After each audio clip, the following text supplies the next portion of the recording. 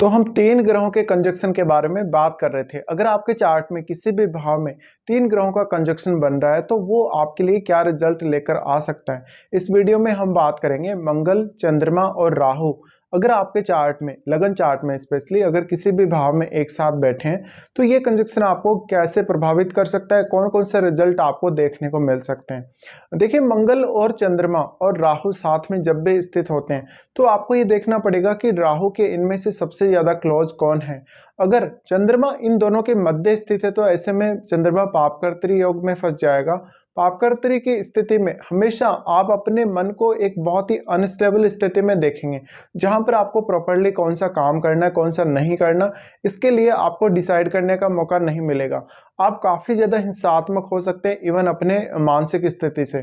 तो ऐसे में मानसिक स्थिति में उतार चढ़ाव आना निश्चित है और मंगल एक बहुत ही ऐसी फायरी एनर्जी आपको प्रोवाइड कर रहे हैं और राहु साथ होने की वजह से दोनों की ही एनर्जी को राहु और ज़्यादा मल्टीप्लाई करने का काम करेंगे, इनको बढ़ाने का काम करेंगे। तो ऐसे जातकों के जो रिलेशंस हैं अपनी मदर और अपने भाइयों के साथ, वो काफ़ी डिस्प्यूट वाले रह सकते हैं, काफ़ी ख़राब रह सकते हैं कभी कभी, या आपके इन रिश्तों से जुड़ी हुई जो एक्सपेक्टेशंस है वो बहुत ज़्यादा हाई रह सकती हैं।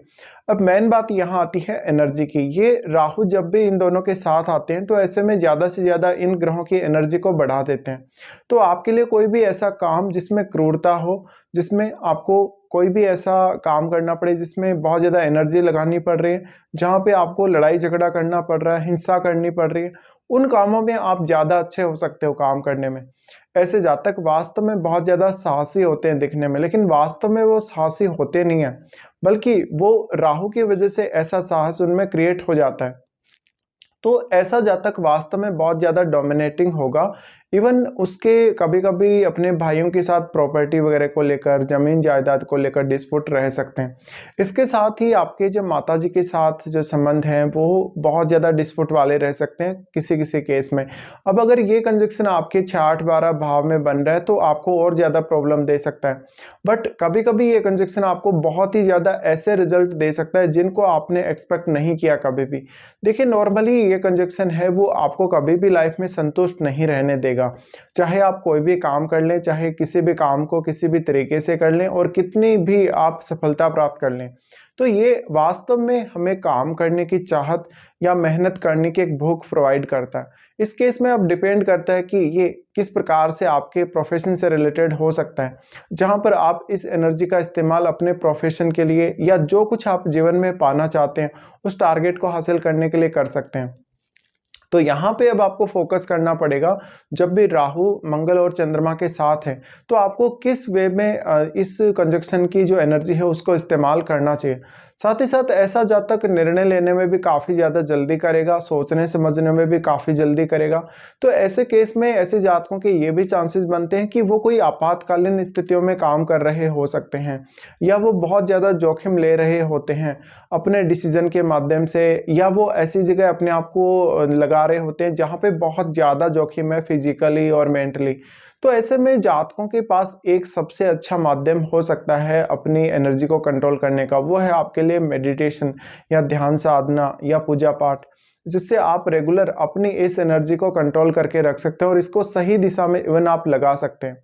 ऐसी कंडीशन में देखिए, अगर आपने इस एनर्जी को सही दिशा में उपयोग करना सीख लिया तो ये एनर्जी आपके लिए उतनी ही ज़्यादा सहायक हो सकती है जीवन में सफल होने के लिए या जीवन में कोई भी काम करने के लिए।